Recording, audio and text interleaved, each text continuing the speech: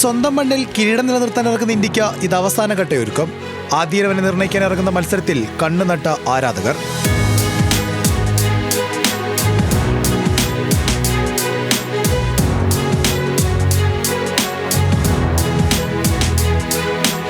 ന്യൂസിലൻഡിനെതിരെ പരാജയപ്പെട്ട സഞ്ജുവിന് ഇന്നൊരവസരം കൂടി ഉണ്ടായേക്കും.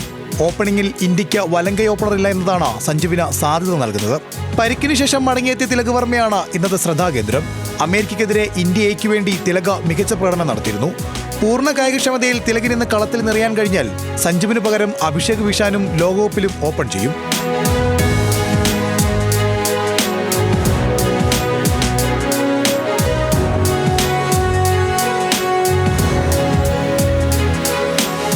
മധ്യനിരയിലടക്കം ബാറ്റിംഗ് ഓർഡറിൽ ഇന്ത്യ ഇന്ന് പരീക്ഷണം നടത്തും.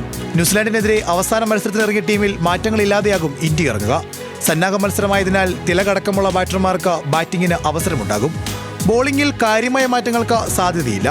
ലോകകപ്പിലും ഫാസ്റ്റ് ബോളിംഗിന് ബൂമറയും സ്പിൻ നിരയെ വരുൺ ചക്രവർത്തിയും നയിക്കും.